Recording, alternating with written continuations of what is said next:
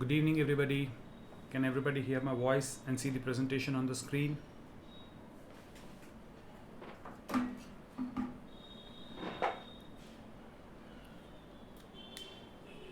Excellent. So today we're going to take a look at yet another topic in reasoning, that is verbal reasoning, and that is arguments. Right? Now I'm sure most of us have definitely heard the word argument, but do we really understand what is the meaning of the word arguments? Do we really understand what is the meaning of the word arguments? Can somebody tell me, when somebody says that the person is making an argument, what do you understand by that? What is the meaning of the word argument? What do you understand by it?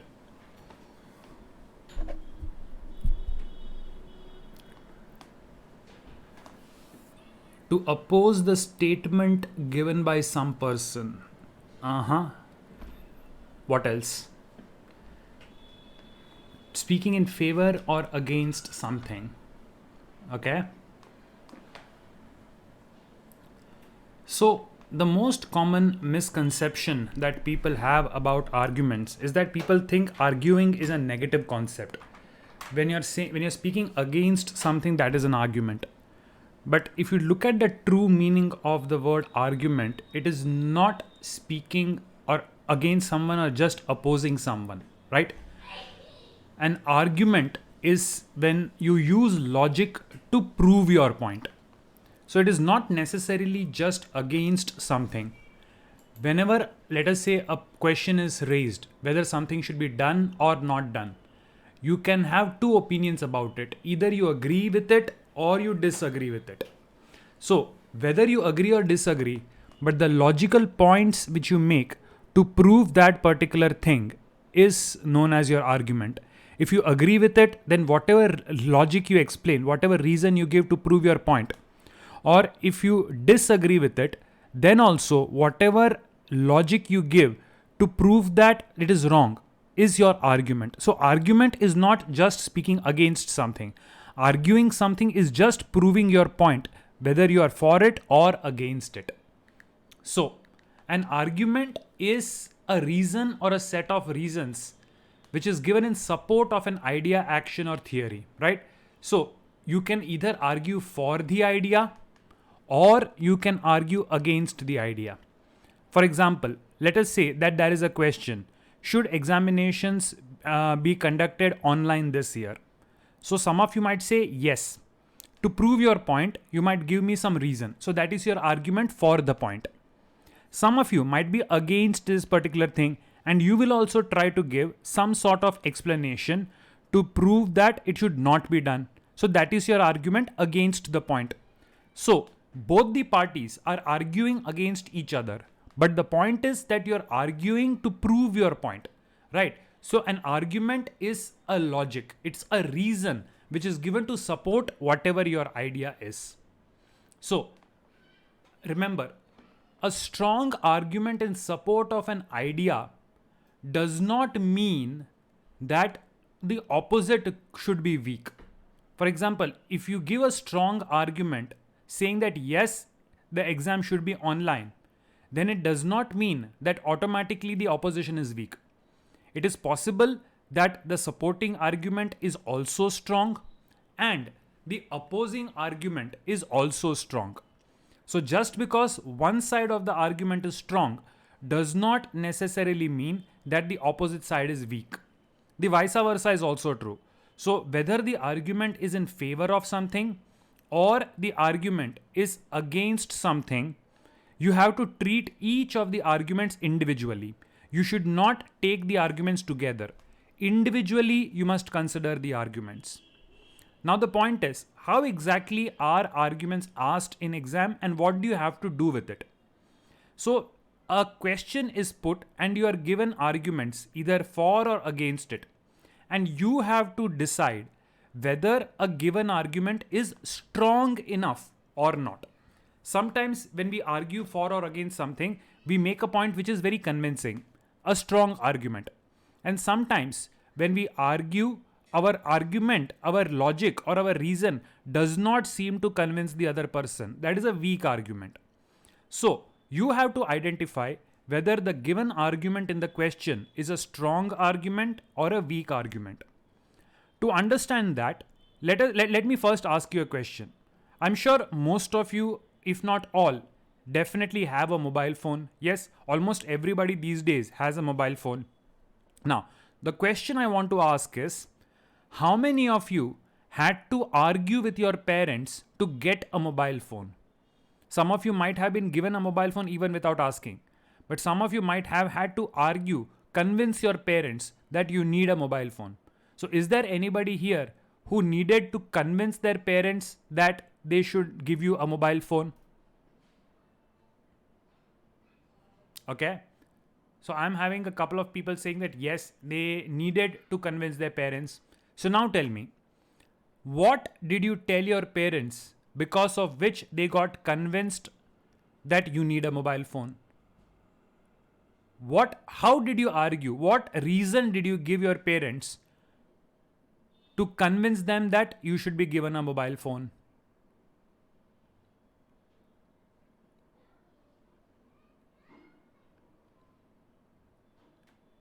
Guys, I need some sort of a response. अगर आप जवाब नहीं दोगे, तो there's no fun because I have no idea whether you're understanding or not. Okay. Okay. What else? I just got two answers from two people. What about the others? What about the others? What reasons did you give for parents? Okay. So, fine. Let me now give you some of the reasons which I've got, and then let us decide which of these arguments are strong and which of them are weak. One argument which many people give is that they require it for online classes. The classes are all online, so to be able to attend classes, I need a mobile phone. Now, tell me guys, is this a strong argument or a weak argument? If you have told your parent that you need a mobile phone because it is essential to attend online classes, would that be considered a strong argument or a weak argument? Okay, a majority of you say it is a strong argument. Man, why is a weak argument? Is not attending online classes important? Is it not important to attend online classes?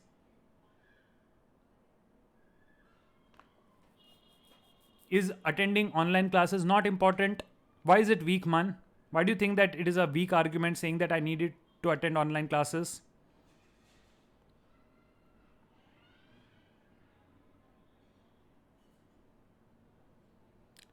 Right? See, is it true that you need that mobile phones can help you attend online classes? The answer is yes.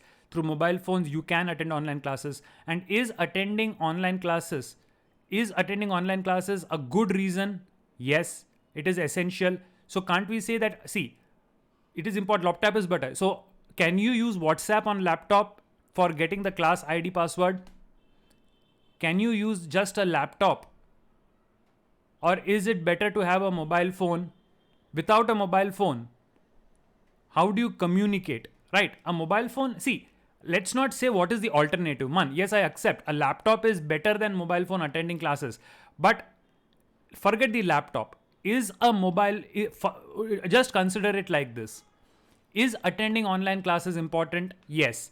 Can mobile phones help attend online classes? Yes. So is that a good reason to get a mobile phone? The answer is yes.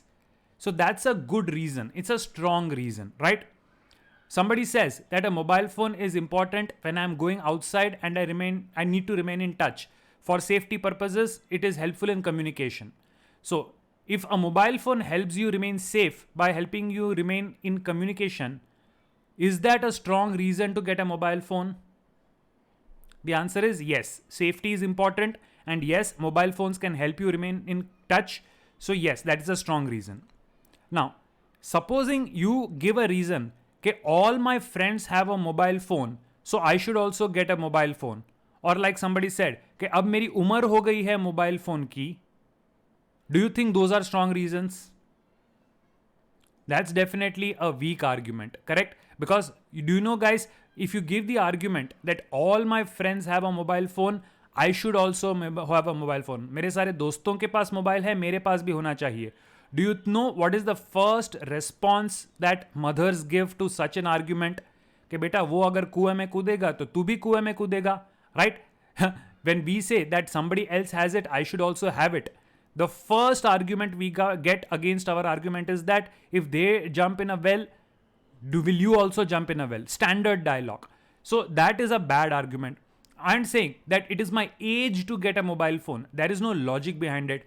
How does somebody become old enough for a mobile phone? Just being old enough for something is not a good reason to get a mobile phone, right? वैसे तो ये parents कहते हैं 18 years पे तो लोगों की शादी भी हो जाती है लीगली, तो अभी तेरी शादी करवा दे. See that's a bad argument. So we generally have a idea, we generally have an idea of what is strong and what is weak. So in reasoning, questions of reasoning, particularly arguments in exams, how do we solve them? When we have to decide something is strong or weak, how do we solve them? Well, the first thing is read the question very, very carefully, right? They will be giving you a statement for which they might give you multiple arguments. So first, read the question carefully. After the question has been read, don't form your opinion in your mind. Don't try to answer it saying yes or no. Because if you try to answer the question, then you will form a bias for the answers, right? Your opinion for the question is not being asked. They will give you a couple of arguments and you have to tell whether the arguments which have been given are strong or not. If you try to make your own argument, then your mind will form a bias against the given options. So don't form an opinion on your own. Instead, read the argument individually and decide based on them whether it is strong or weak. What makes an argument strong? So check for these things. If the argument is made using a scientific truth, or if the argument is made using logical facts, or if the argument is made using universally accepted facts, then it can be considered a strong argument. For example, what should you eat after running a race? So supposing the answer says that after running a race, you should generally consume mineral salts and water because it is used to replenish the sweat which is lost while exercising. Now, this is a scientific fact that yes, during exercising, you lose sweat through water and minerals, right? And hence, to replenish them, you need to consume them. So that is a scientifically accepted fact. Second, what should be done with elders? Answer, elders should be respected. Now, this is a universally accepted fact that elders should be given respect. So even that is accepted as an argument. But supposing they say, should India have the presidential system of government? And if the argument says, yes, because US has it, then that is not a strong argument. Because just because some other country is doing it, it is not necessary that we should also be doing it. So a strong argument is one which is based on scientific or logical facts or universally accepted truths. On the other hand, if the argument is not based on logic, but they are trying to emotionally weaken you, if the argument is emotional and does not contain logic or facts in it, then technically it is a weak argument. Supposing the question is, should poor people be given allowance by the government? And suppose the answer is yes, how else will they survive? Now, there is no fact here. It is not giving you an explanation on why they should be given the money, right? It is emotionally trying to say, कि बेचारे क्या करेंगे? But it is not explaining a reason why they should be given the money. So, an emotional appeal is weak. Similarly, a rhetorical question, that is a question which does not require an answer, right? If they are trying to argue with a counter question without again any facts, then also it is weak. For example, should students be made to serve in the military for 1 year? Answer, yes, why not? Now, why not is not an answer, right? So again, as a rhetorical question, it is weak because it does not contain facts. And like I said before, any argument through comparison is always weak. India should have presidential democracy because US has it. India should have compulsory military service because Israel has it. I should be given a mobile phone because my friend has it. Just because a comparison is given and there is no factual explanation, all these explanations will be considered as weak arguments. So, did you get a basic understanding of what makes an argument strong and what makes an argument weak? Did you get a basic understanding, right? So, let's take a few examples now together to get a pakka understanding of how to do it.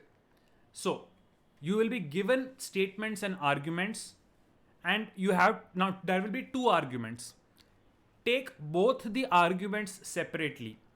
It is possible only the first argument is strong, or only the second one is strong, or either one or two is strong but not both, or both of them are wrong, or both of them are strong, right? So, depending on each individual argument, you have to select the answer option. So, let's take the first one.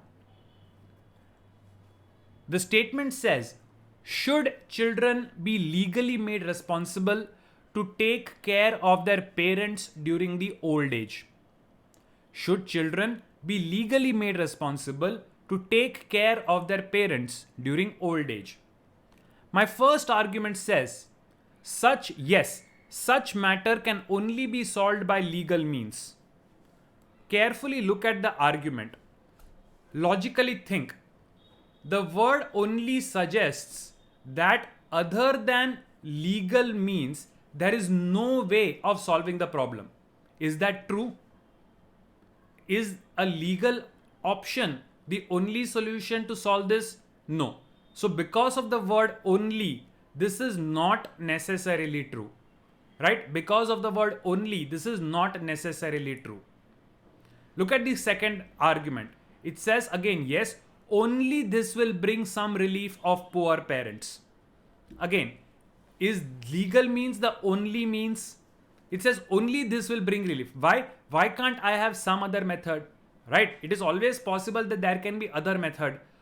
So the word only again makes it an extreme option, and it is not true that there is no other solution. So again, this is wrong, right? Neither one of them is true, and hence obviously my answer option should be D, right? Now Rihani is asking, without the word only, would it be a valid argument? Let's take a look at the argument after removing the word only. If I say, yes, such matters can be solved by legal means. Solve it legally because legally it can be solved. Is there any logical explanation in it? The first option, if I remove the word only, why should I do it legally? Because it should be done legally. Are you getting any explanation on why? No. So even by removing the word only, this is not a strong argument. But second one, if I remove the word only, yes, this will bring relief to poor parents. Is bringing relief to poor parents a good thing? Yes. So, if this will bring relief to poor parents, then is it a good argument? Yes. So, in the second option, if I remove only, then it can be considered as an argument. Did you get that, Rihani? Good. Which one, Param? So, emotional, Param. Let's take a look at it. Bringing relief to poor parents. Is it universally accepted or is it only an emotional thing? Do you mean to say that logically speaking, poor parents are not required to get relief?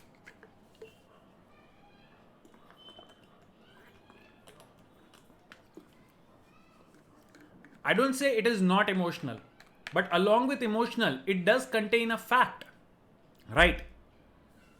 Emotional means without any logic or reason. Here, it may sound emotional, and I don't deny it is emotional, but that does not mean it is false, right? It is giving you something which is absolutely required, and hence it will be considered as a strong argument. Do you get that? Do you get that, Param? Yes. ठीक है, चलो. Moving on to the second one. Should there be a cap? Cap means upper limit. Should there be a cap on the maximum number of contestants for parliamentary elections in any constituencies? The first argument says yes. This will make the parliamentary election more meaningful as the voter can make a considered judgment for casting their vote. Soham, my example was not poor people need something to survive, so they should be given. The argument which I said was, should poor people be given money? Yes, why not? I am not giving the explanation. If I had said, yes, poor people should be given money because it is needed to survive, then it is strong. I did not say that. I said, yes, poor people should be given money. Why not? That is a rhetorical option. Do you understand that? If the logic is given in the state, you should not give the logic from your mind. The argument should contain the logic in it, not hidden. It should be openly given in it. Do you understand that example?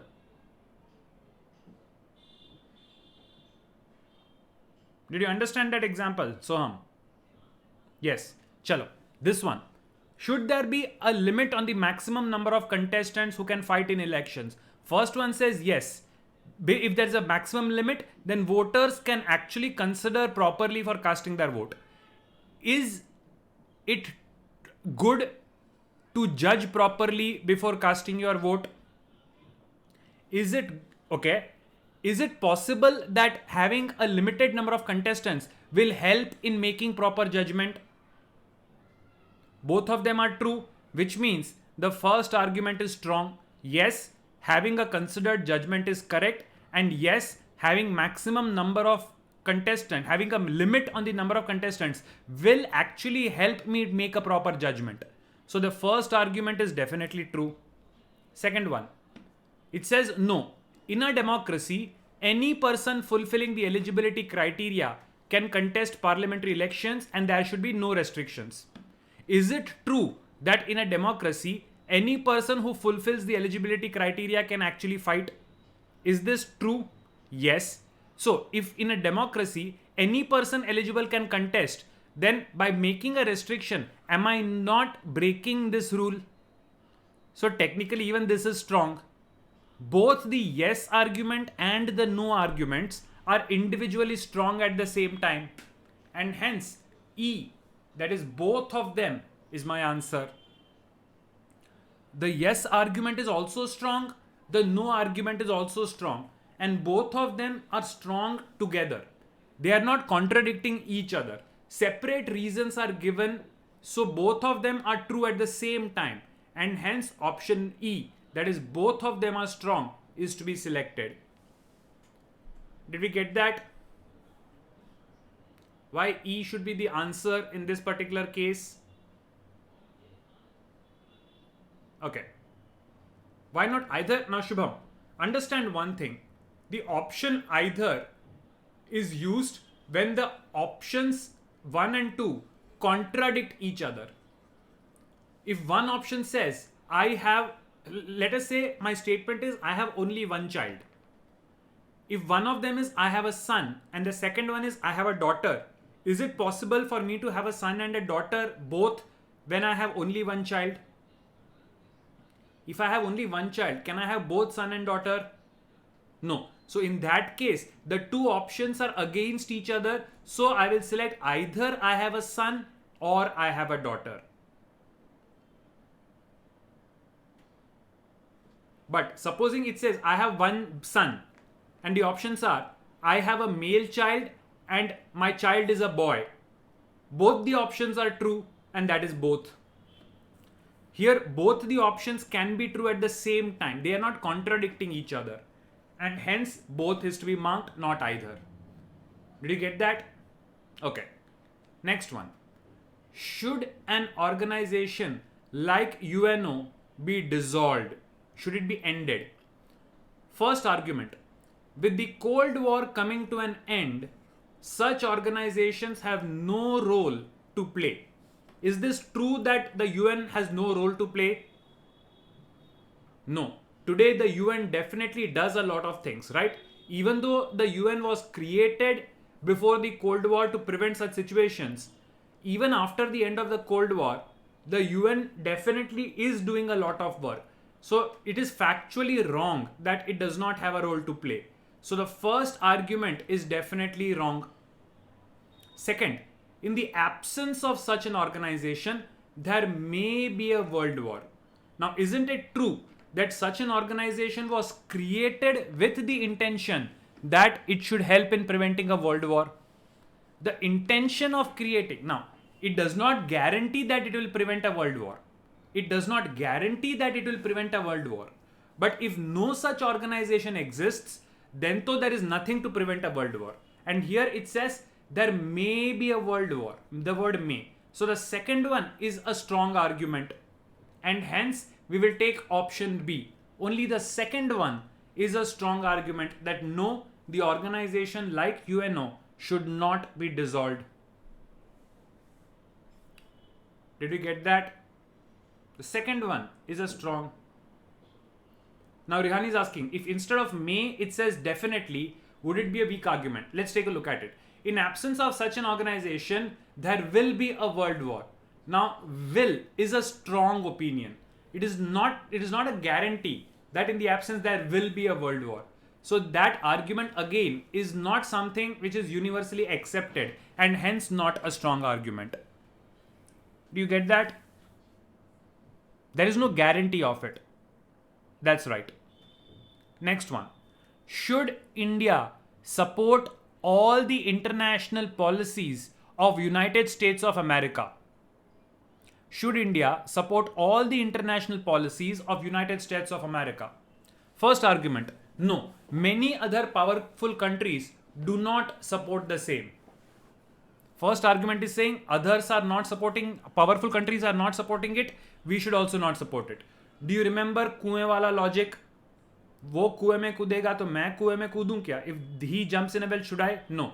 Here a pure analogy, a pure comparison is given and that can never be a strong argument. So first one is definitely not strong. What about the second one? Should India support all international policies of USA? Yes, this is the way to gain access to USA's development funds. Is that strong?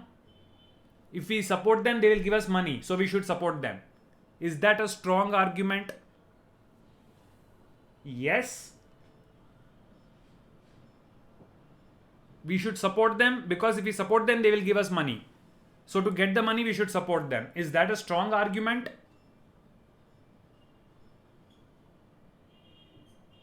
Guys, teacher को class में रोज मक्खन लगाओ तो teacher तुमको marks देगी. You know what this type of behavior is known as? Makhan marna, buttering, and I'm sure there are worse words that you guys use for such behavior. Do you support something because you agree with it, or do you support something because you want to butter the other person? Just because you are going to get a benefit from the other person, you support whatever they do. Is that a strong argument?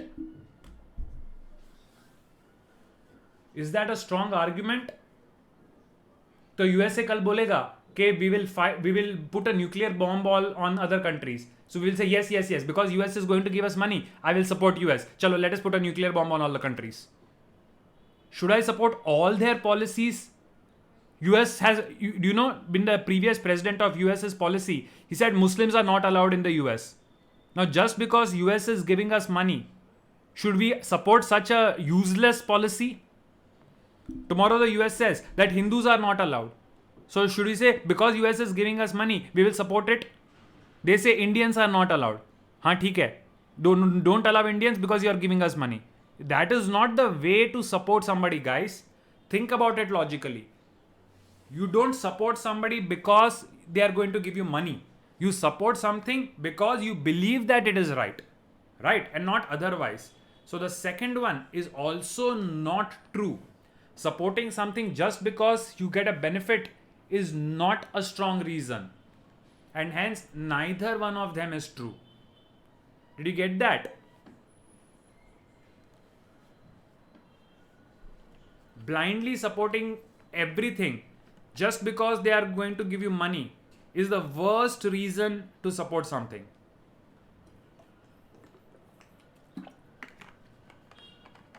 Shubham, पिछले 2 minute से मैं exactly वही तो बता रहा हूं. Blindly supporting something because they are going to give you money is the worst reason to support something.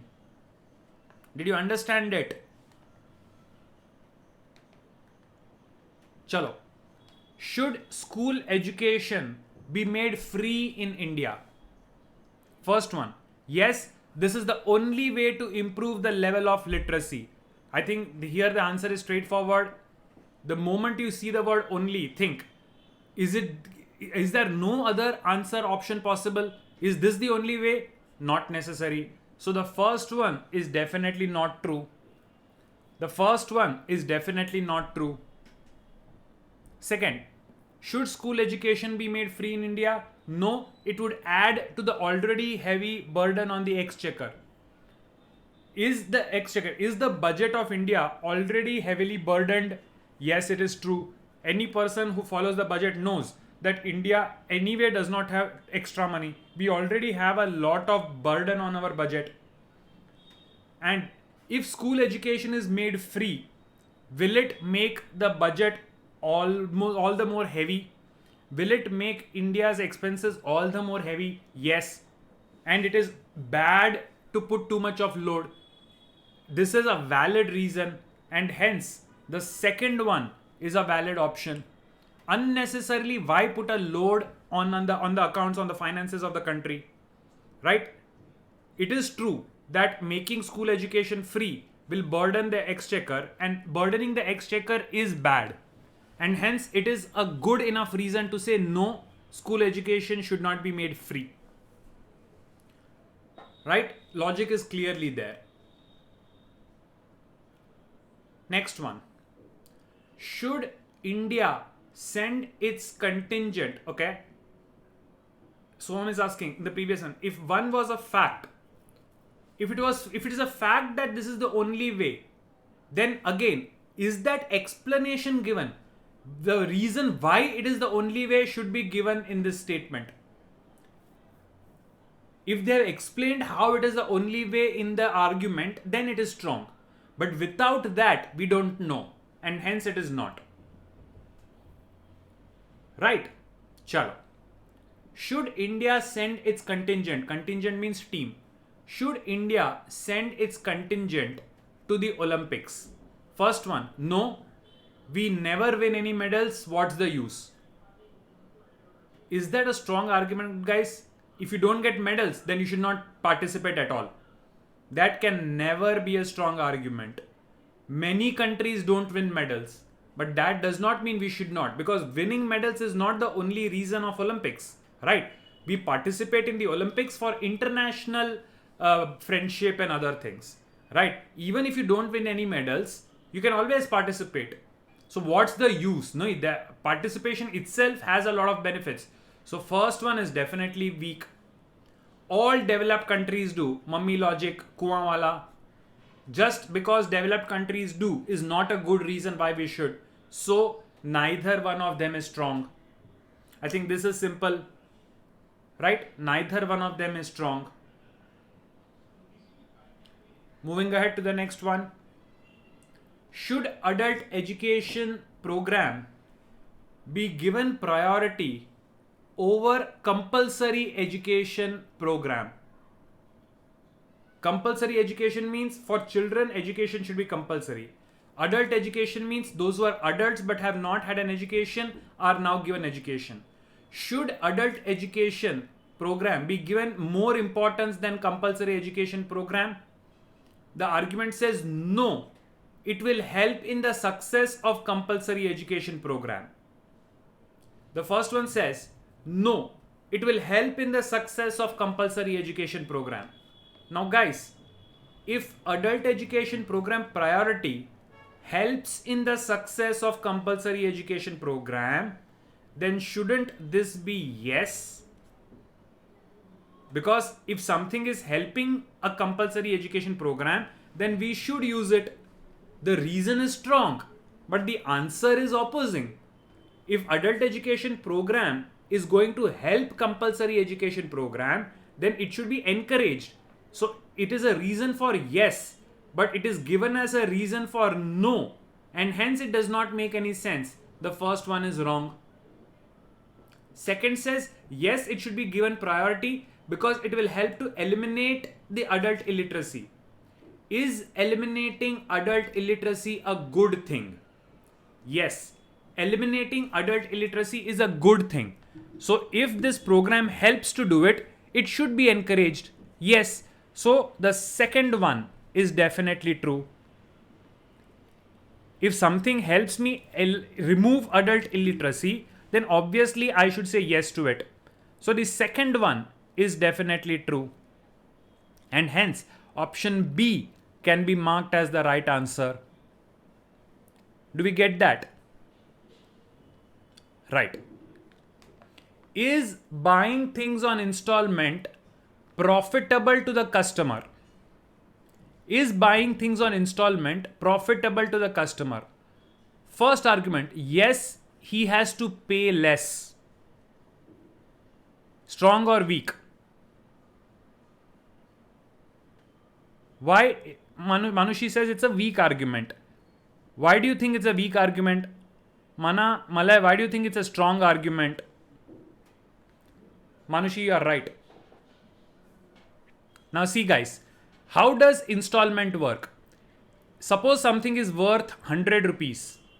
You can either pay completely 100 rupees or you can pay 2 installments of 51 rupees. In installments, you are not given the choice of paying the same amount. The installments actually add up to more than the original amount. That is why they give you installment. You have to pay interest on it. Most people don't give installments which is equal to the original amount. Supposing you want to pay 4 installments, they will say pay 4 installments of 26 rupees, which means totally you end up paying 104. Do you get this? The installment sum is always greater than the original. That's how it works. The amount does not remain the same. So technically in installments, you end up paying more money. So the first argument is weak. Do you get it? The first argument is actually weak because in installment, you actually end up paying more money. So it is not cheap. You have to pay more. Second one, does paying installment upset the family budget? Supposing you have a limited budget, is it easy to pay 100 rupees in one go, or is it easy to pay 26 rupees spread over 4 months? Supposing you have a limited budget, in 1 month, paying a large amount is actually difficult, but paying smaller amounts spread over 4 months is actually easier. So installment actually helps you maintain a budget. You may end paying a little more, but you can afford to do so. That is why a lot of people sell things on EMIs. If they say that you have to pay 1 crore rupees for a house, you might not have 1 crore rupees in your hand at the time of purchase. But supposing you have to pay a lesser amount, let us say you have to pay only 1 lakh rupees per month or something, then that may be possible in your budget. So paying installment actually helps you maintain the budget. So neither one of them is true. Neither one of them is true. Do you get that? Did you understand it? Both the arguments are weak. Okay. Should religion be banned? Should religion be banned? Does it develop fanaticism? Fanaticism means extreme behavior, right? Do people develop terrorist tendencies because of religion? Do people develop terrorist tendencies because of religion? Yes, we have seen extremists, right, misinterpreting religion. So it is true that because of religion, there is fanaticism developed. So this is true. Does religion bind people together? Does religion promote unity? The answer is yes. Religion also promotes unity. In the name of religion, people come together because religion always promotes unity.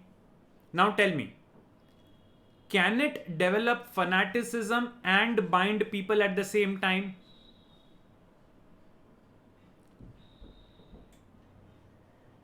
Right? Now, see, if it was given, it develops fanaticism in some people and it binds some people together, then both of them could be true at the same time. If the word some was used, then both of them would be true at the same time. But here, some is not used. It says in people. So when no qualifier is used, I will consider it to be all. Is it possible that fanaticism and unity is developed in people at the same time? No, they are opposite concepts. Either fanaticism is developed or unity is developed, but not both at the same time. And hence here we will say C. If the word some was used, that religion develops fanaticism in some people and it binds other people together, then both of them are true.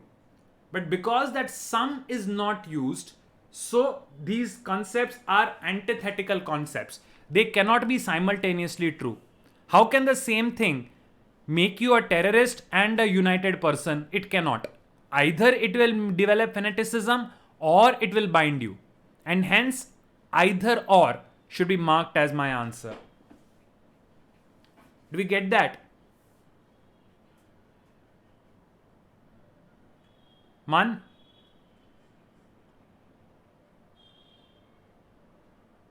Right? Okay. Okay. Should all drugs patented and manufactured in Western countries be first tried out on sample basis before giving license for sale to general public in India? Should all drugs patented and manufactured in Western countries be first tried out on sample basis before giving license for sale to general public in India? The first argument, yes. Many such drugs require different doses duration for Indian population and hence it is necessary. Is it true that drugs may be required in different dosage for different types of people? True. So, should it be tested? Yes. So the first one is definitely true. Because drugs behave differently on different type of people, right? We know that there are different types of humans. We have negroids, caucasoids, australoids, right? People have different types of reactions. So the Indian people may have a different reaction compared to, let's say, white people or people from African origin or something like that. So the first one is true. Second, it is not feasible, so it should not be implemented. Just because it is not possible, does it mean we should not try at all? Just because something is not possible, does it mean we should not even try to test it? No, that is not a great argument. And hence, only option A is true. Only option A is true. Do we get that? Chalo. Next one. Should internal assessment in college be abolished? Internal marks that you get, right? In some exams, some marks are given in the external paper and some marks are given by the college itself. So should internal assessment in college be abolished? First, yes, this will help in reducing the possibility of favoritism. Now, if the college teacher, your own teachers are giving you marks, there is a possibility that there is favoritism, which is not a good concept. And if it helps to reduce this possibility, isn't it a good thing? If removing internal assessment helps in reducing favoritism, it is a good thing because favoritism by itself is bad. So first is definitely strong. Second says, no, teaching faculty will lose control over students. Strong or weak? Teaching faculty will lose control over students. Strong or weak? Why is it strong? Is having internal marks in your hand the only way that they control students? Do teachers control students by controlling marks? Do teacher control students by controlling marks? No. Teachers don't control students by keeping their marks. In fact, that is a very bad thing. Right? Teachers don't use marks to control students. So, how do they lose control? Simply because they are not giving them marks in internals? No. Second one is not a strong argument. Makes no sense. And hence, A is my answer. Only the first one is strong. Did you get that?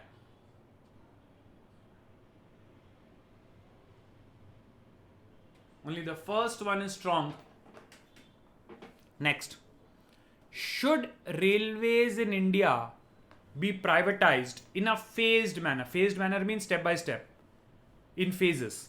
Should railways in India be privatized in a phased manner like other public sector enterprises? First one, yes, this is the only way to bring in competitiveness and provide better services to the people. By now, guys, you should very strongly know that if somebody says this is the only way, that is definitely a weak argument. If somebody uses an argument saying इसके अलावा कुछ नहीं हो सकता, this is the only way, 99% of the time it is weak. So first one, definitely weak. Second, no. Should Indian Railways be privatized? No. This will pose a threat to the national security of the country as multinationals will enter into the fray. Strong or weak? Strong or weak?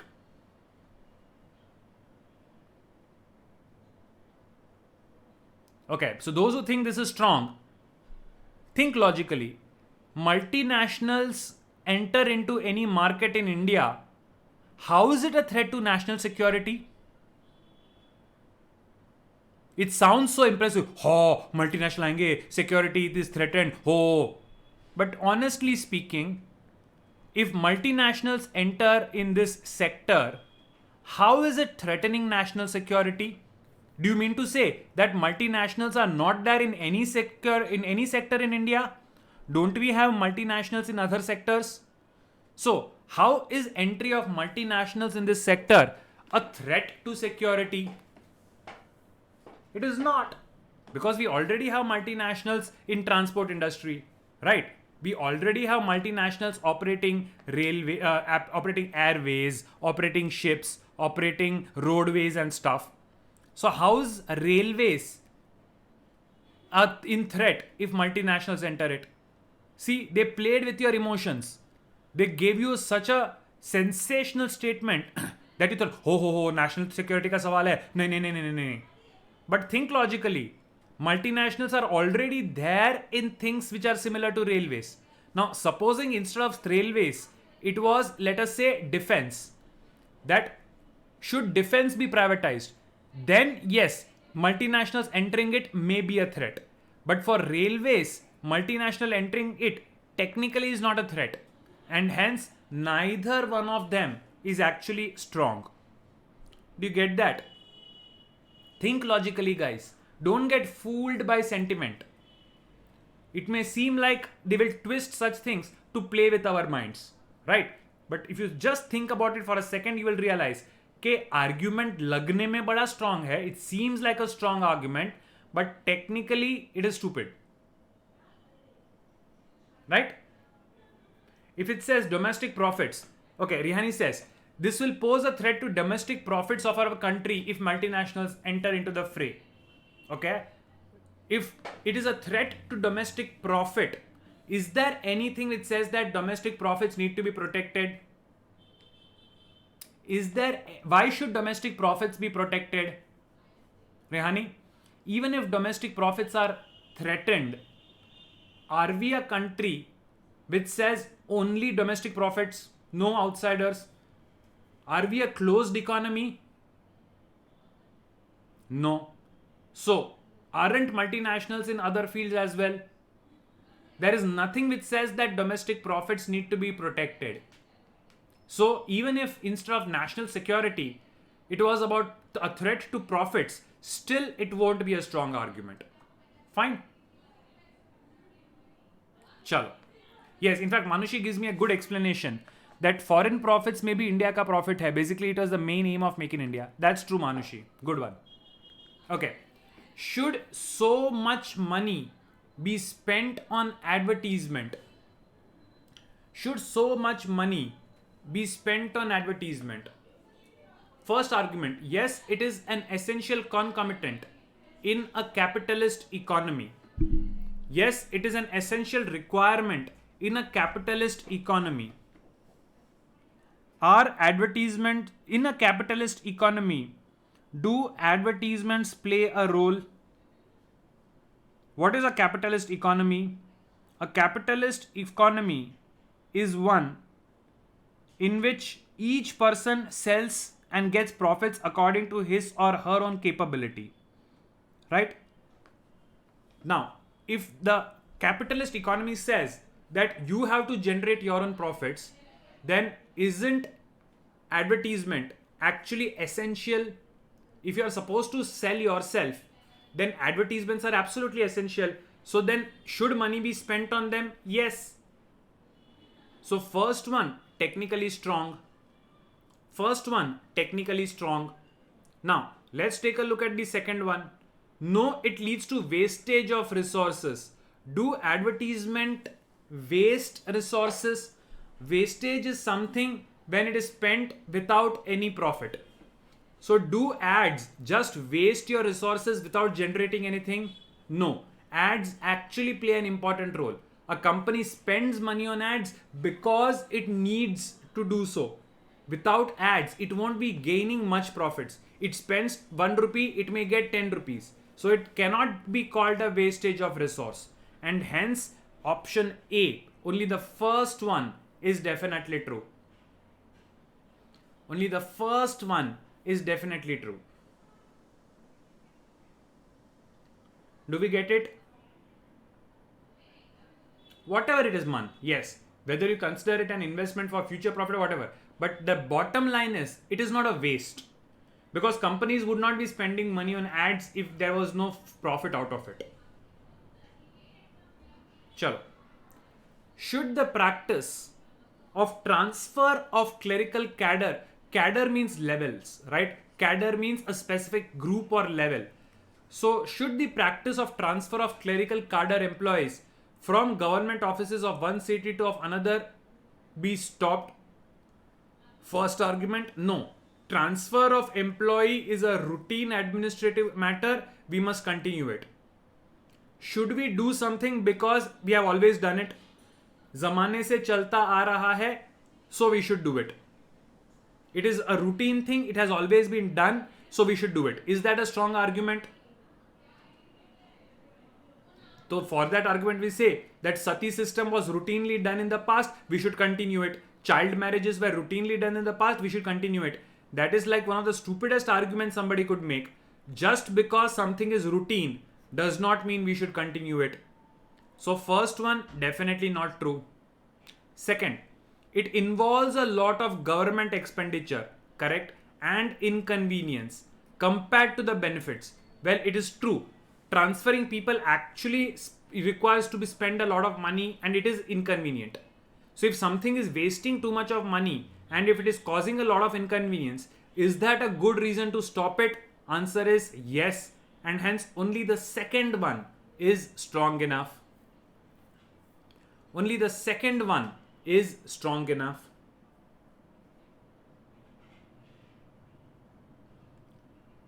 Next. Should jobs be de-linked with academic degree and diplomas? De-linked means today whenever you want to apply for a job, they put requirement that minimum bachelor's degree, minimum master's degree, minimum 12th pass. So the question is, should the connection between jobs and degree diploma be removed? First argument, no. A very large number of people with meager or very little academic qualification will apply. Is that a good reason to stop it? They are saying that if you remove the eligibility criteria, a lot of people will apply. A lot of people without qualifications will apply. Is that bad? No. Even if a large number of people without academic qualifications apply, you don't have to select them. You just select people who are good enough for the job. So, in fact, academic qualification is not the only thing which is required. Even if people apply without academic qualification, if the job itself does not require any academic qualification, then it is actually a benefit. So the first one is not a strong reason. Okay, large number of people apply who don't have academic qualification. But what if my job does not require you to be academically qualified? Then it is a good thing for me. So the first argument is not good enough. Second, importance of higher education will be diminished. Is higher education important? Yes. If the importance of higher education is reduced, is that a good thing? No. And hence, the second one is a strong reason we go with option B. The second one is definitely a strong reason and hence we go with option B. Did we get it?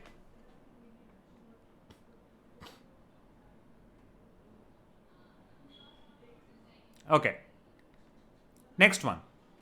Should individuals or institutes having treasures of national importance, national significance, like the Nobel Prize, hand them over to the central government for the safe custody?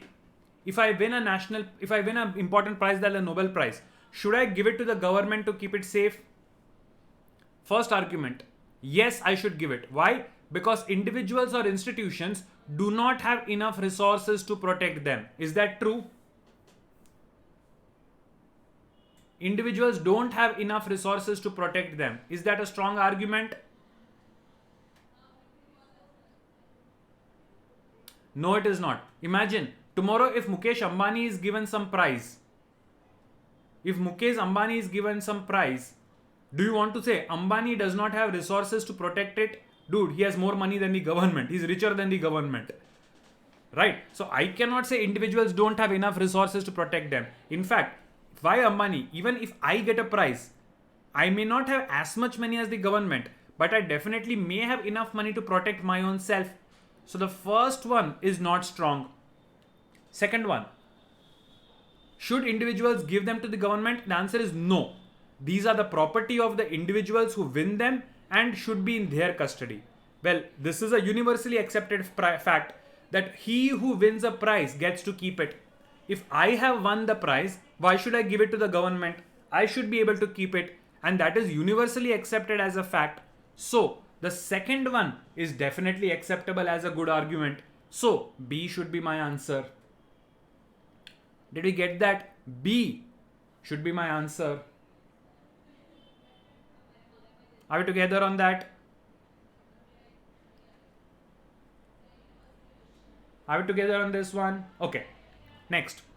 Should India develop a national water grid by connecting all the rivers in the country? Grid means network. So should we develop a national water network by connecting all the rivers in the country? The first argument is no, we should not. Why? This is not just possible as we don't have the technical know-how.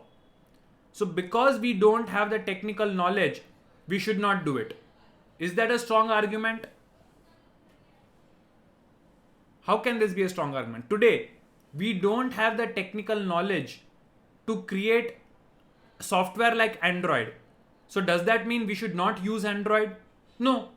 India may not have the technology to develop software, but we always get it from outside. We can always import it. So just because we don't have the technical knowledge does not mean we should not do it. We can get technical knowledge from outsiders. So first is not good enough. First is not good enough. See, even if we don't have the technical knowledge, that does not stop us from making it. We can get technical knowledge from outsiders and do it. Just because I don't know how to do it should not stop me from doing it. Manushi, it's not that we have highly qualified population. No. Don't think like that.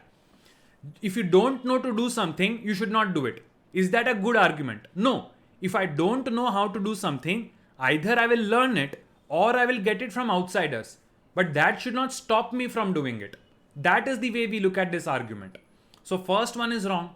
Second, should we develop it? Yes. This will greatly help the entire country by effectively channelizing excess water to area having shortage. Is it true? If I connect all the rivers, then water from the rivers having excess water can go to the places having less water. Correct? Is it helpful? Yes. Is it desirable? Yes. So is that a good reason to connect them? Absolutely yes. Because of which only B, the second one, is my right answer. B, the second one is definitely a strong argument. Did you get that? This is easy to understand. Something which is true and desirable is definitely a strong argument. Chalo, moving on. Should taxes on color television be further increased? First argument, yes, tax should be increased. Why? Color television is a luxury item and only the rich people buy them. Are color televisions purchased only by rich people? Absolutely not. Bakwas. So first one definitely wrong as an argument. Second, should taxes be increased? No. Television are bought by the poor too.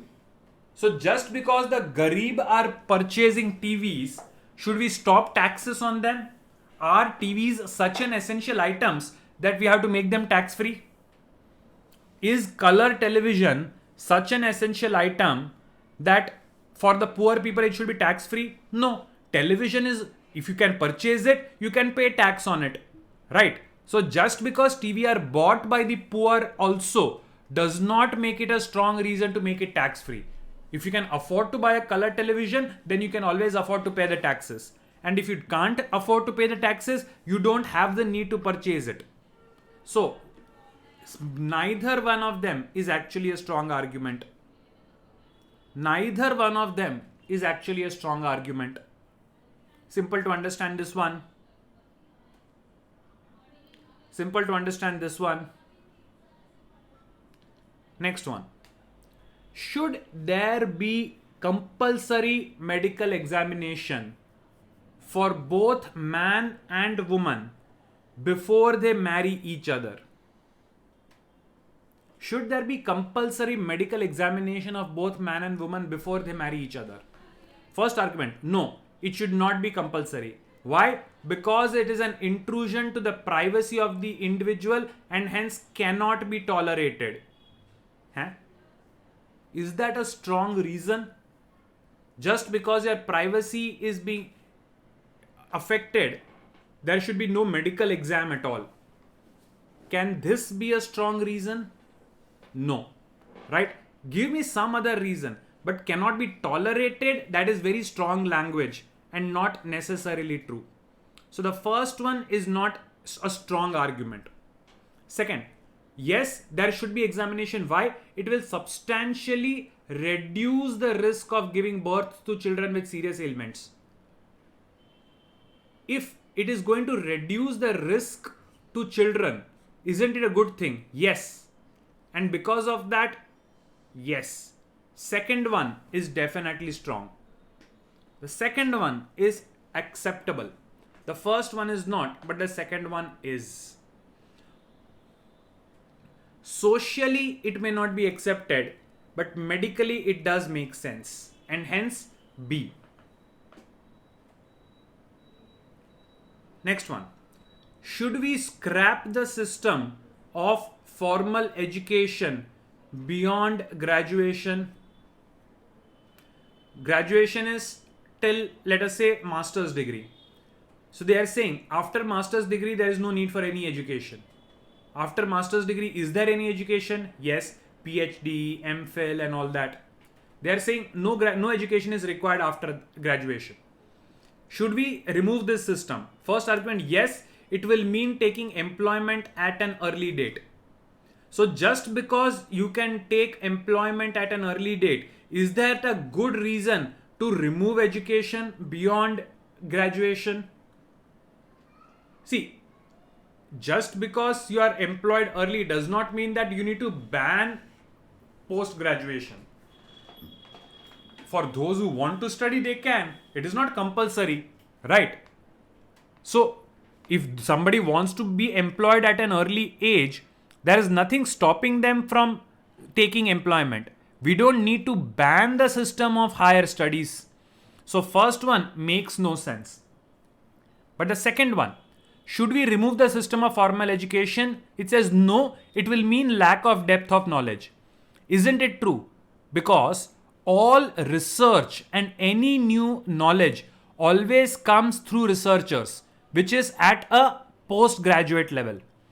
We don't see increase in knowledge till graduation. We learn already existing things till graduation. It is only at a research or post graduation level that the increase of knowledge takes place. And if there is no education system after graduation, then definitely we won't be getting any new knowledge. So this is definitely true. So B is definitely my answer. If we stop learning after graduate level, there won't be any new research, because of which the knowledge will lack depth, and that is a bad thing. So second one is definitely a strong reason. I hope you understood why the second one is definitely a strong reason.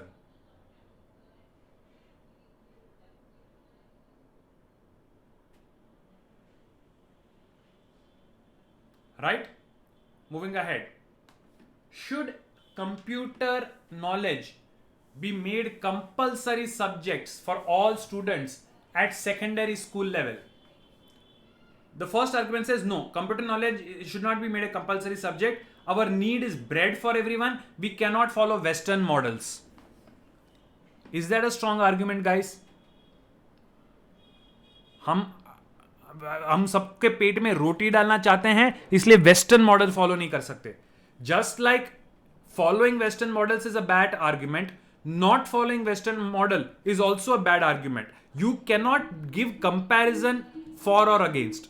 You should give a solid reason. But just saying that we cannot follow it because our motto is different does not explain why we cannot do it. So the first one is not a good option. Second, should computer knowledge be made compulsory? Yes, we cannot compete in international market without equipping our children with computers. Is that true or false?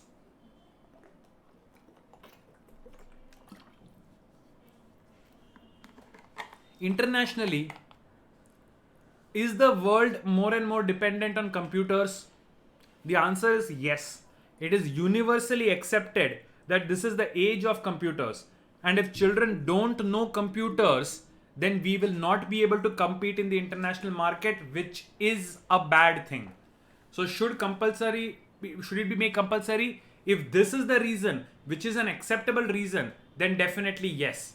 So second, B is my answer. Second, B is definitely my answer.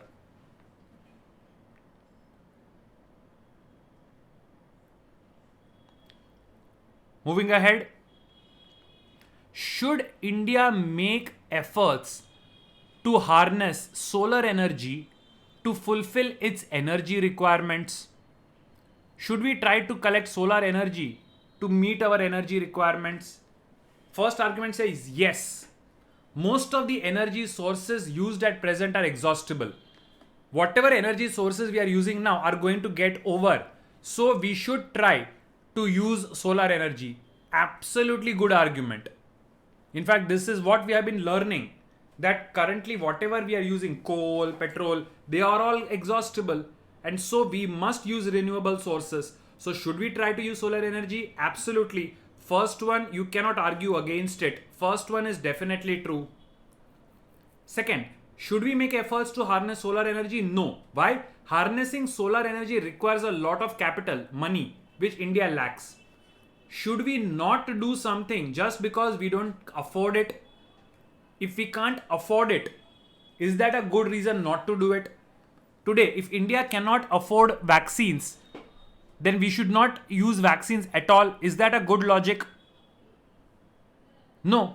If something is essential, Lack of money should not prevent us. We can always take a loan. But if something is essential, just because we don't have money is not a good excuse not to do it. So second one is not a strong reason. And hence A is an answer. Yes, Manushi, exactly what I said, right? We can always borrow money if something is required which is essential but we can't afford it. So just not having money is not a good excuse to avoid doing something. Right? Give some other excuse. Say that it pollutes the environment or say that it is harmful. Something like that, if true, then we can use that as an argument. But not having money is not a good argument. Next one. Should import duty on all electronic goods be dispensed with? Dispensed with means abolished, done away with. Should import duty means taxes. When you import goods from other countries to your own country, you have to pay some tax to the government, which is called import duty. So should import duty on all electronic goods be dispensed with? First one, no. This will considerably reduce the income of the government and will adversely affect the developmental activities. Guys, think logically and then answer. If electronic goods wala tax is not available to the government, is it going to considerably reduce the income of the government? Is the government so much dependent on taxes of electronic goods? Right? Considerably reduce is my problem area. Come on, guys.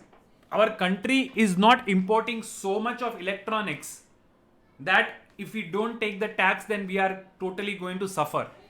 We do import electronics, but it is not to such an extent that abolishing a tax on it is going to give us a problem. So the first one, because of considerably reduce, adversely affect, that is not a good reason.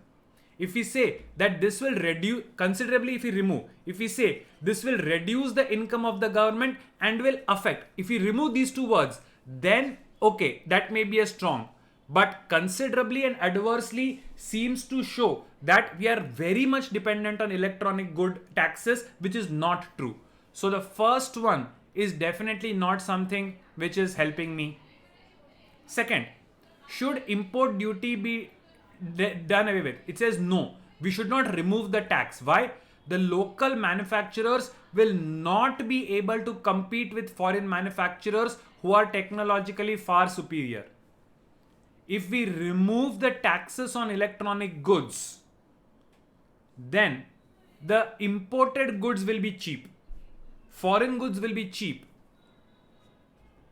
Of course, we know local manufacturers of electronics are not as good as foreign. So if we start getting local foreign things cheap, is it going to affect local manufacturers? Yes. And is that bad? Yes. So is it a good reason to say that keep the electronic goods wala taxes? The answer is again yes. And hence B is my right answer. B is my right answer. Do you get that?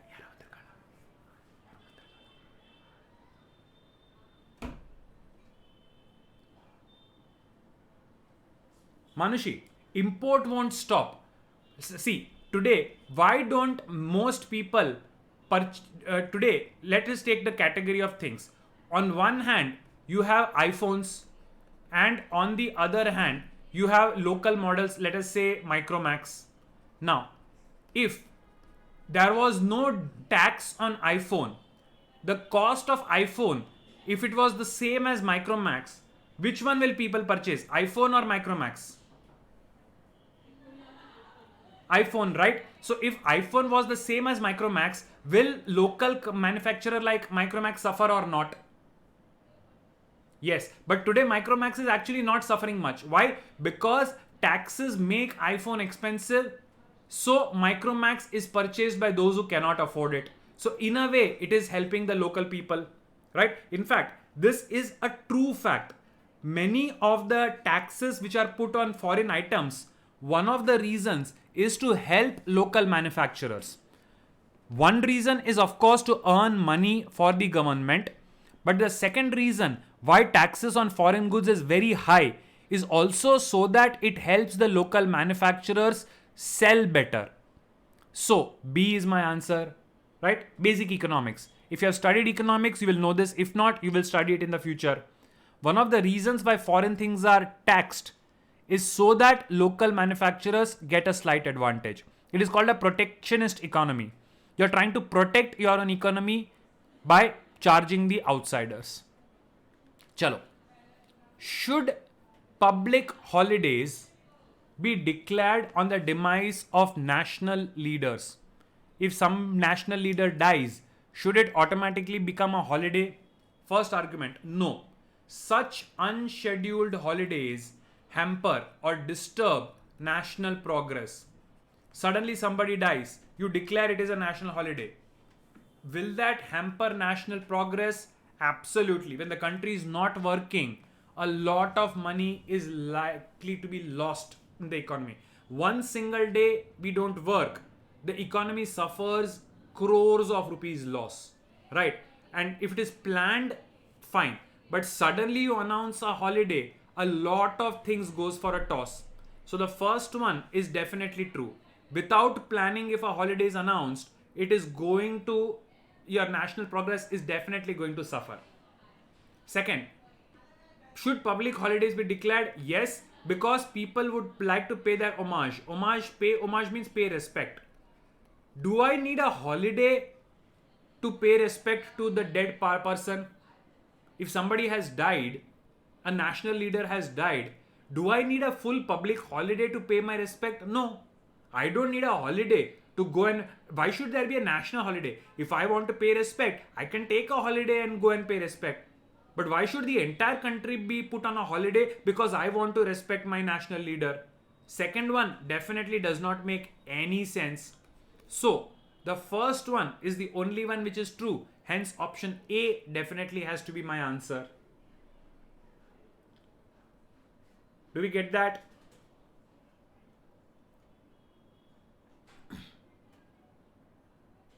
Yes. Okay. Moving on. Should there be a complete ban on the use of all types of chemical pesticides in India?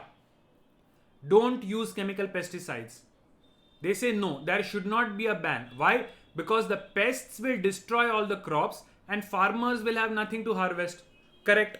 If pesticides are not used, then the pests will definitely destroy my crops. And if crops are destroyed, farmers are going to have a loss.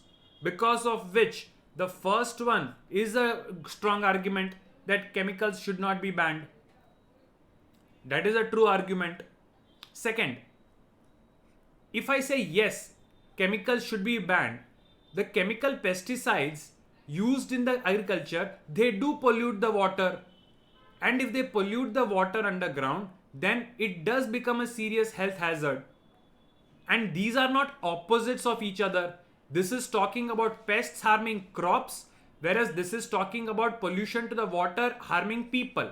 So, both of them can be true at the same time. At the same time, both of them are true. Hence, both is my answer, not either or. They are not contradicting each other. One is talking about crops and farmers, the other is talking about the ill effect in water and humans. They are not contradicting each other. Yes and no doesn't necessarily mean contradiction. Both of these happen at the same time, and hence both of them are true. Next one.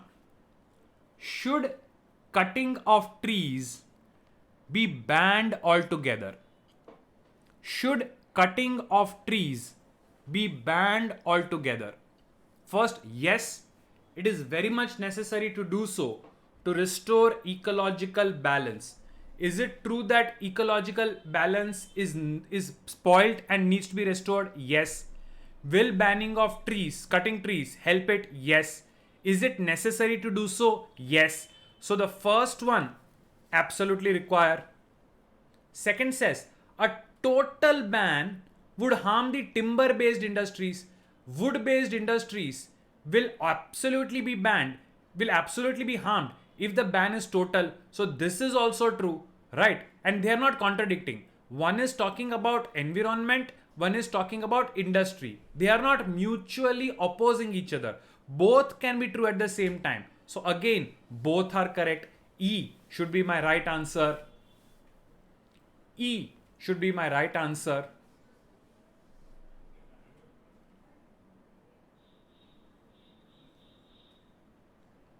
Next one. Should government close down loss making public sector enterprise? If a public sector enterprise is making a loss, should government close it down? The first option is no. All the employees will lose their job, security, and earning. What should they do? Is it true that if public sector enterprise is shut down, then the employees will lose their job, security, and earnings? Yes. Is it a bad thing? Yes.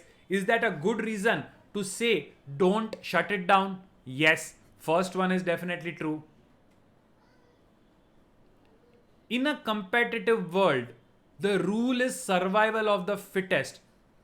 Survival of the fittest, does it mean you kill those who are unfit? If it dies a natural death, it's a different thing. But shutting down is equal to killing it. Does survival of the fittest mean you kill something which is not fit? No. You let it die on its own, but you don't kill it. You don't actively do something to destroy it. Second one, not a great reason. Right? You don't kill something when the rule is survival of the fittest. So A is strong, but one is strong, but two is not. One is strong, but two is not.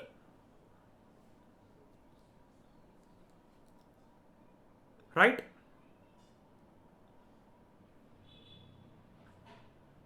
Okay. Should there be uniforms for students in colleges in India as in schools? Schools have uniforms. Should there be uniform in college as well?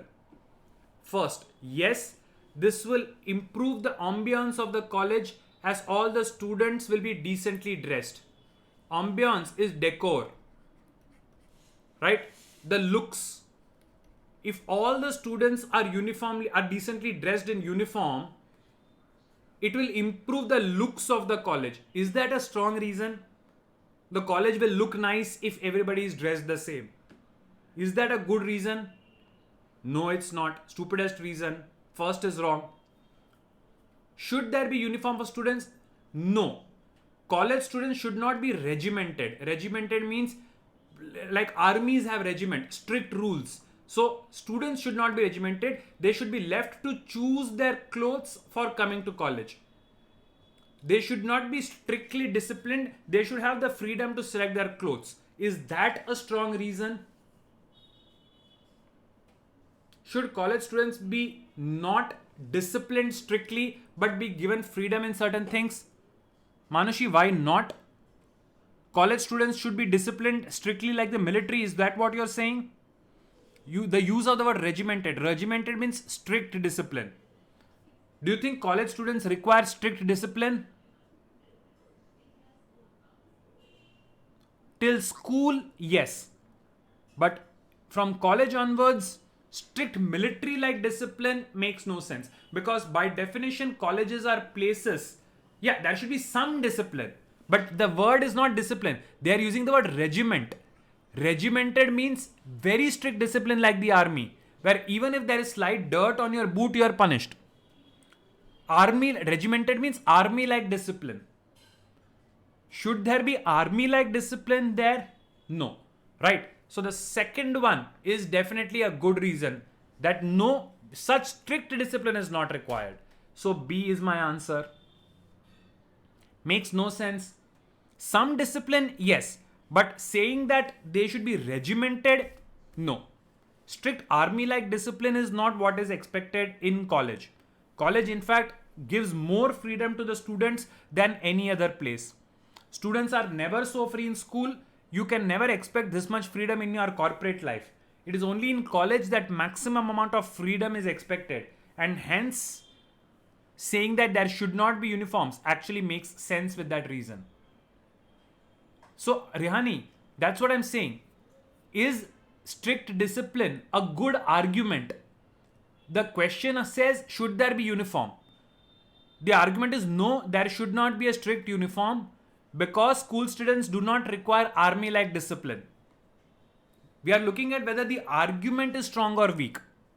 Is it true that college students should not have army like discipline? That's true, right? Hence, the second one is a strong argument. The fact is that we have to check the argument, and that's exactly what we are doing. Right.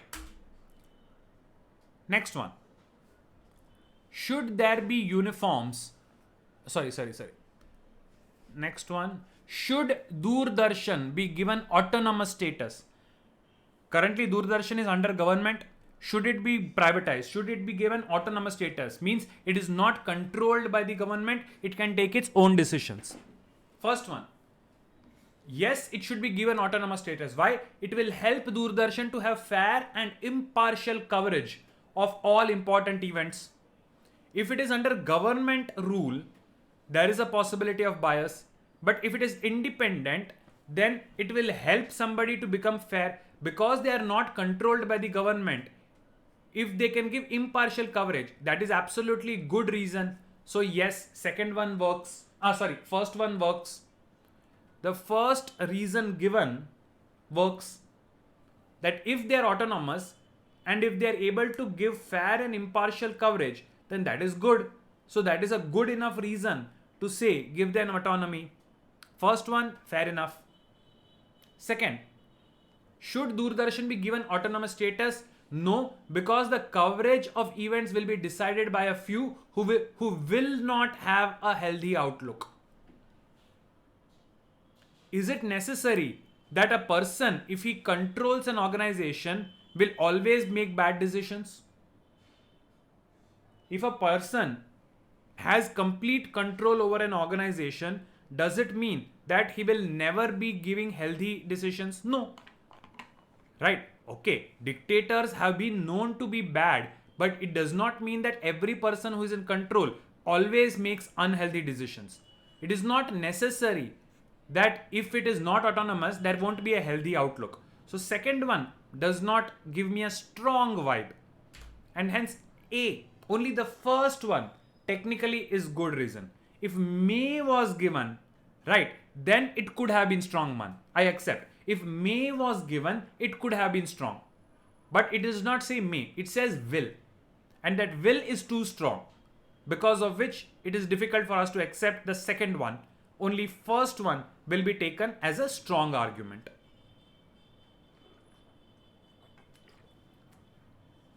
Moving ahead. Should next one. Should the prestigious people, prestigious means important people, VIPs. Should prestigious people who have committed a crime unknowingly be met with special treatment?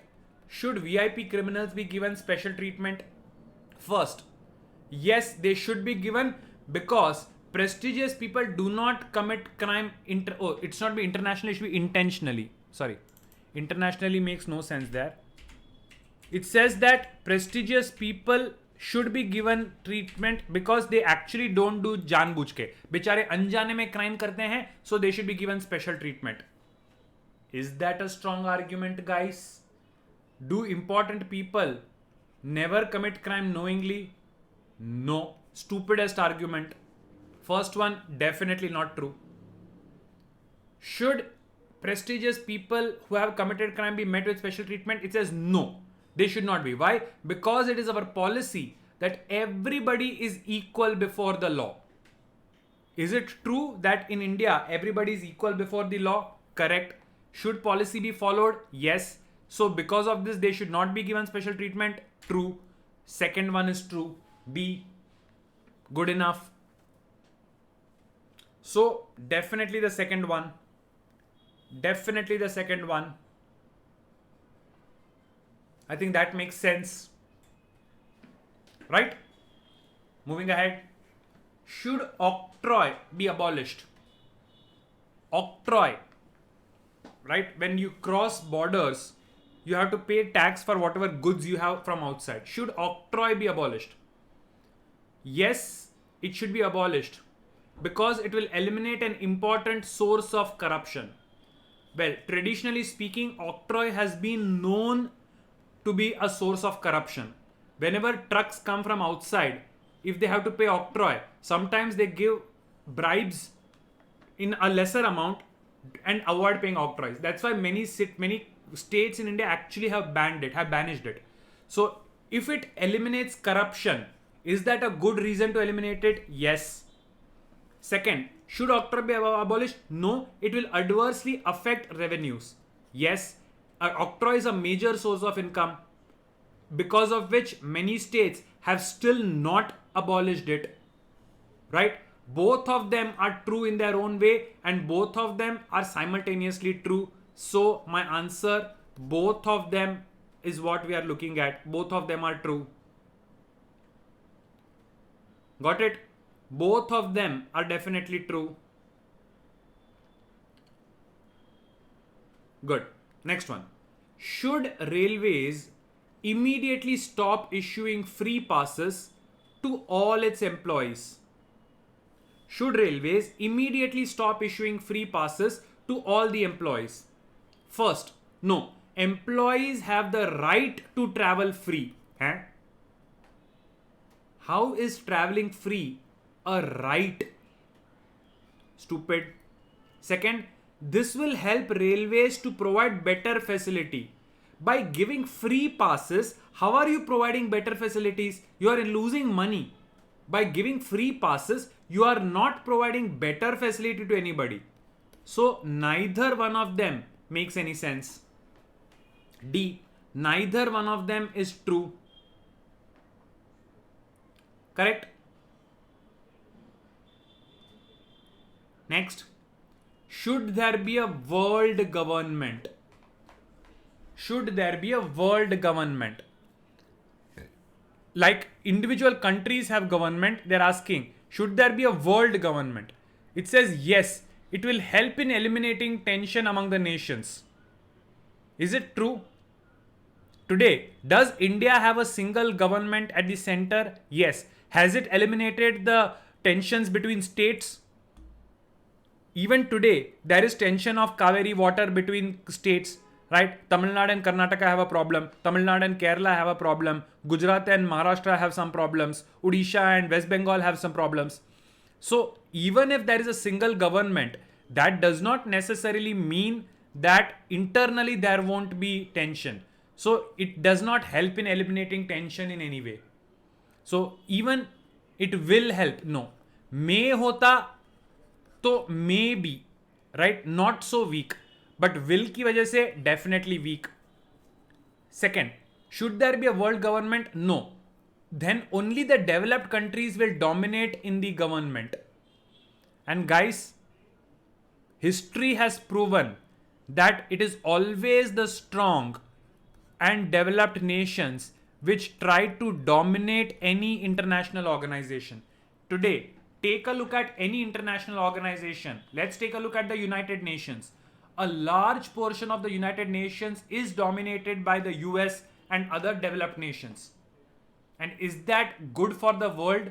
If one particular country tries to dominate the government controlling the world, is that good for the entire world? No.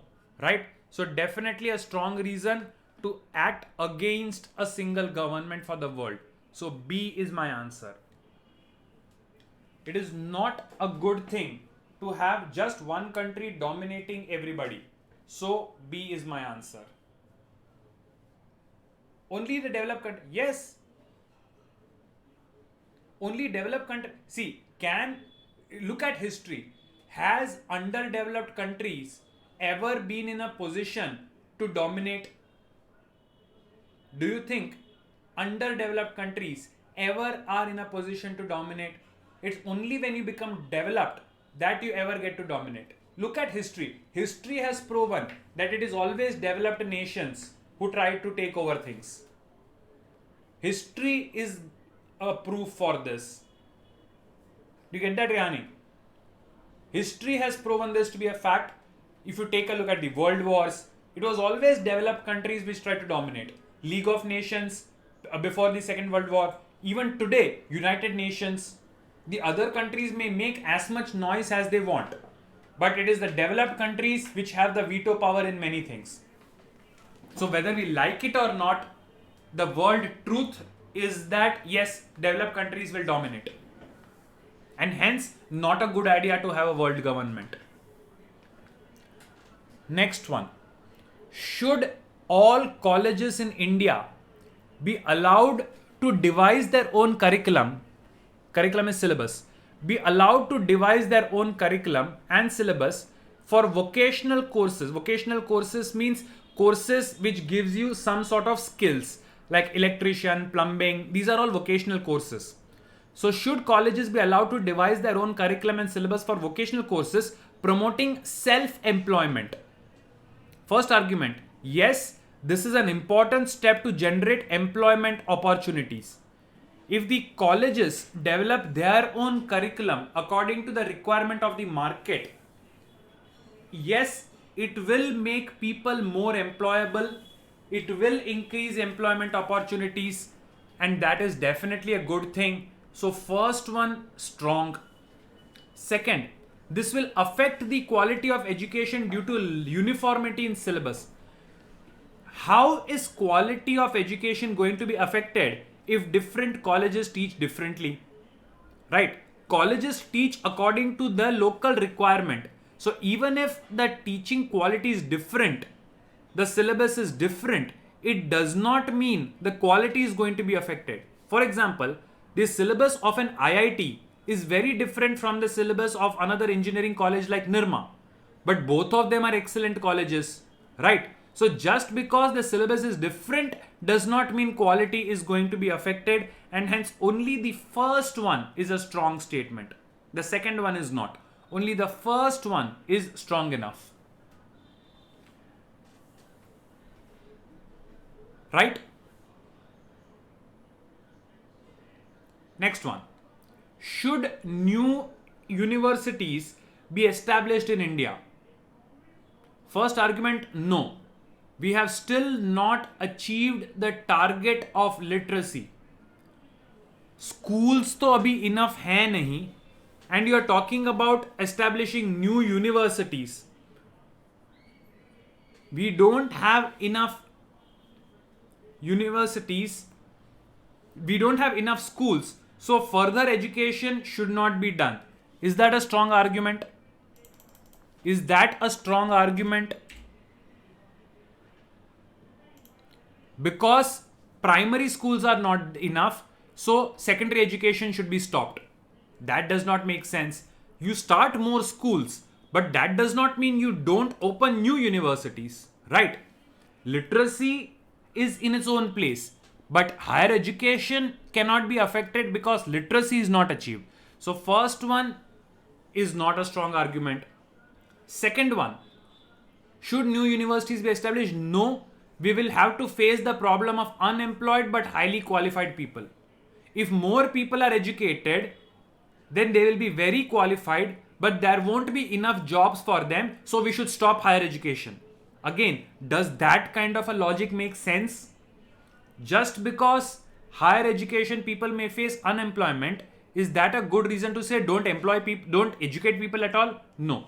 Neither one of them is actually a good enough argument, because of which we will say D. Neither is my answer. They get that? D. Neither one of them is your answer.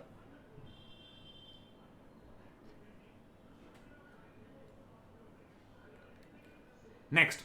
Should the Council of Ministers, once appointed, be kept the same for the entire period intervening, that is between two elections? Right now we see ministers being shuffled. जो health minister था उसको फिर railways में डाल दिया, railways वाले को air travel में डाल दिया. The education minister becomes the textile minister. It says should they B kept in the same position for the entire time? First one says no, they should not be, because shuffling of ministers and portfolios is healthy and democratic. Sounds very nice. Logically, does it make sense? It is healthy, so do it. Is it explaining why it is healthy? They are saying it is a very good process. It is like mummy bolti hai कि भिंडी खाओ, eat lady's finger. You ask why. She says it is very nice. That does not make sense. If she says it is healthy, good for your body, then fine. Here, healthy democratic process simply means it is very good. But why is it good? There is no explanation made available. So first one, not a good option. Second, ministers do not get hold of their portfolio unless they are kept for a long time. If they are not kept for a long time, they will not learn their job. Is that true? No. Because the ministers are not expected to know all the intricacies of that department. They are only to give decisions, right? Health minister does not have to be an expert on medicine. Education minister does not have to be an expert on education. They only have to be an expert on policy. The bureaucrats who are working in the same department for years will help them. Ministers only have to take decisions. So ministers don't have to become experts in that field. So second one is also not necessarily true.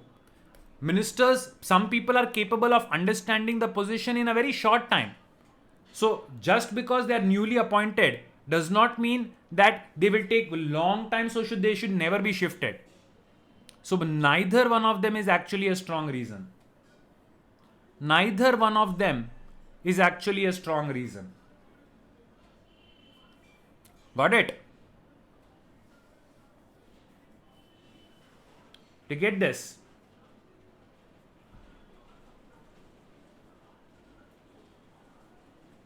hope everybody got this one. Next, is the government justified in spending so much on defense? First, safety. Yes, safety of the country is of prime importance. Is that not a universally accepted fact that a country's safety is always the most important thing? If the country is not safe, every other activity is affected. So definitely it is true that safety of the country is of prime importance and hence we have to spend a lot of money on it. One, definitely makes sense. Second, it says no, don't spend the money. Why? During peace, the money should be used for development of the country. Do we spend only during war or do we also spend during peace to maintain peace? In fact, we spend a lot of money on defense and hence we can maintain peace. If we stop spending money during peace, then during war, we will be in a defenseless position. Right? Second one is a bad argument. And hence, only the first one is true. Hence, option A. Option A. Only the first one is justified as a strong argument. Guys, I know we are getting tired. Just 3 more examples and then we are done, right? Hang around. We'll quickly complete 3 more examples and then we are done with this entire exercise. Next, should all unauthorized structures in the city be demolished? First argument is asking a question. Where will the people live? But it is not giving me any logic. Definitely wrong. Right? A simple question without logic cannot be an argument. First one is out. Should the unauthorized structure be demolished? Second, yes, it will give a clear message to general public and they will refrain or stop from contracting or constructing unauthorized buildings. Well, if something helps you prevent illegal activity, then it is always a good thing. Second argument definitely makes sense. So B is my answer. True. Second argument definitely makes sense. If something helps you prevent illegal activities, it should be done. So B is true. 39th. Should there be a ceiling? Ceiling means cap or upper limit. Should there be a upper limit on the salary of top executives of multinationals in our country? First one says, yes, there should be a limit. Otherwise, it would lead to unhealthy competition and our own industry will not be able to withstand that. if the salary of the top executive has no limit, you keep on increasing, they will focus on so much of money that it becomes unhealthy. I'm paid more here, they will jump. I will paid more there, they will jump. It will become unhealthy if there is no limit, and that is bad. This is very well a valid, it is very well a valid explanation, right? If there is no limit to salaries, then it will, people will go mad. Second, should there be an upper limit? It says no. With the accent, that is the emphasis on liberalization of economy, any such move would be counterproductive. If you put a limit on salaries of executives, then in fact it will discourage them. Once the economy picks up, the disparity will be reduced. When the economy is strong, automatically whatever salary difference is there, it is taken care of. So don't put a limit on how much executives are worth. If they are worth the money, pay them. Don't put a limit. This argument technically is also strong. Hence, both of them can be taken as strong arguments. Both of them can be taken as strong arguments.